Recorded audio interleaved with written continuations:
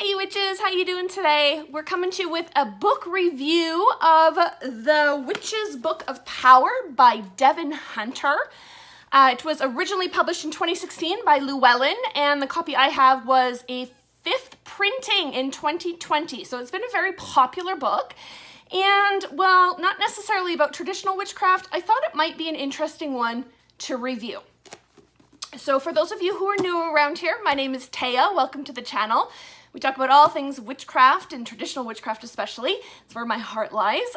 For those of you who are returning viewers, maybe coming in from another video, welcome back. I appreciate the support. Thank you so much. And all of you, please consider subscribing. It's a great way to help us build the channel.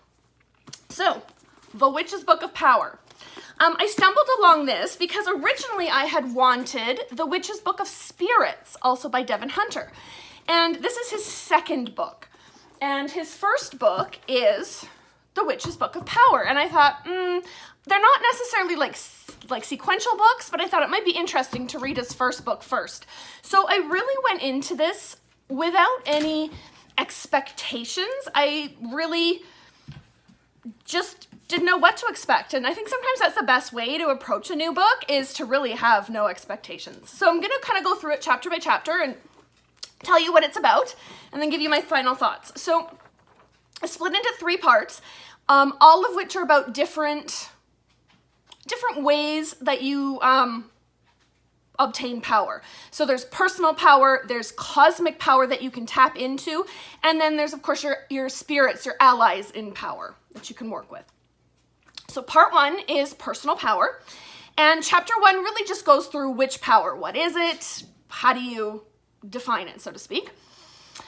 Chapter 2 is on frequencies of power, and I think the big message there was really about finding what's called like your home frequency, which for me is like when I go outside at the end of the day. I go out every night and I look up into the night sky and I feel connected. I feel connected to my ancestors in the past, to my decedents in the future. I feel, right, because we're all looking at the same sky, I feel connected to the spirits of my place. I just feel this like, whoo, and I feel connected into my body, and like I'm a part of, like everything just slows down around me, and that's kind of your home frequency, is that feeling. Then we go to chapters 3 to 5. I will sort of bunch together. They're really about the tripartite soul, the 3-part soul of the witch, which he calls primal, ego, and holy. Your primal soul, your ego soul, and your holy soul, which I found really interesting because right now I'm studying with the Red Thread Academy and in the American folkloric witchcraft spiral castle tradition. And really they talk about your 3 souls, your black, your red, and your white soul. And I was really pleased with the way that this mapped right over to what I'm already studying. I thought that was really interesting and made me feel really good about reading this book. It wasn't like going, it wasn't different from what I've already been learning. And then chapter 6 is about the pentacle and crown of sovereignty. And the 5 points of the pentacle are balance, power, respect, awareness, and where we would usually put spirit is divinity. And it's really about manifesting and running first this pentacle, and then actually turning it into a crown and placing it on your own head about gathering power that way. And that's the end of part 1. Part 2 is about cosmic power, and it's really about sort of your destiny based on your birth chart. So chapter 7 is called Star Power, and really it just goes through all the zodiac signs and their presets. So all the zodiac signs, and then it says if this is your sun sign, here's a bunch of information. And then if it's one of your other signs, one of your other planets, they call it a preset. If it's your rising, your moon, your Jupiter, your Venus, your Mars, your Mercury, your Pluto, whatever, right? This is what it means for you. And then, I'll be honest, I didn't read it through cover to cover on that section, right? It's information that you're going to use in the next chapter, chapter 8, which is about your planetary power, and you're creating your own planetary profile. Or really, it's like an astrological profile based on the signs and presets in chapter 7. So you can kind of pull together a really detailed astrological chart for yourself. And it's interesting, he ties in the 3 souls to it, and at the end, you actually come up with a personal 3 souls incense, a personal blend, a personal sigil of cosmic alignment, and a personal incense blend to repel Mercury retrograde. I'm not really sure where that came in. It seemed kind of like random just to be like, oh, repel Mercury retrograde, but you'll come up with your very own personal incense blend for that as well.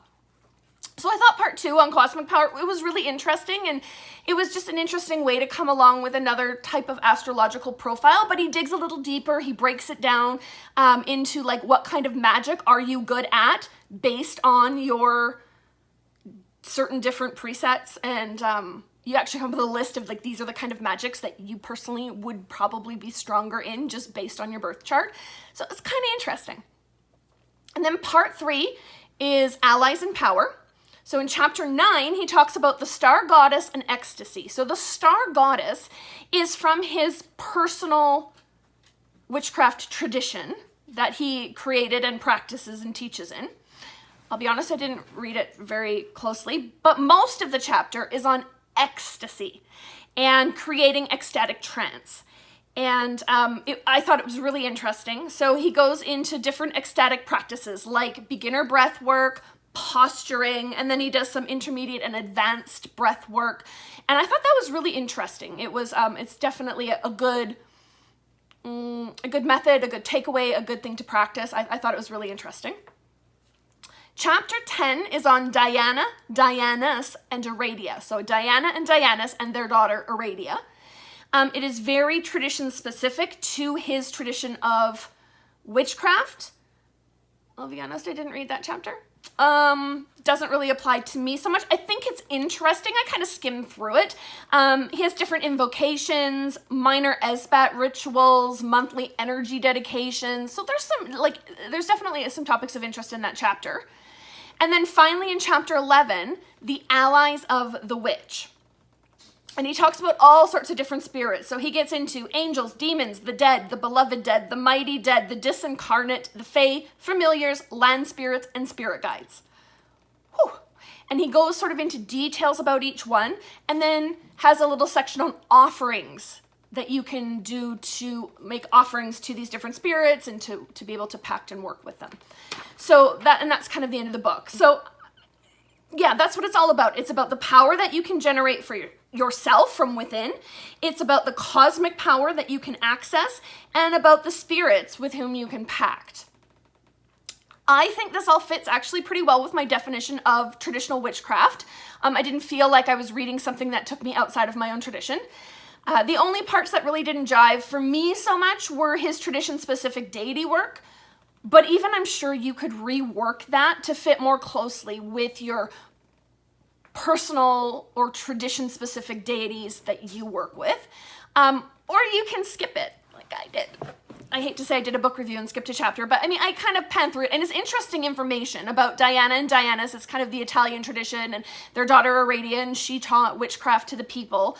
I think for a lot of us, it's a very familiar mythology. So yeah, I mean, it's definitely worth a read. So yeah, all in all, I definitely think it's a solid read. There's a lot of practical, applicable knowledge that's going to help you further your personal practice in this book. I mean, it's a bit of a chunker, you know, it's a good sized book, and I think you get what you pay for. There's a lot of really good information in here. He's got some great diagrams, you name it. So yeah, I personally would recommend The Witch's Book of Power by Devin Hunter. And I'd like to know, have you read it? What did you think? What are your thoughts on it? I'd love to know. And otherwise, yeah, that's our video for today, and we'll catch you in the next one. Mwah! Thanks so much, you guys.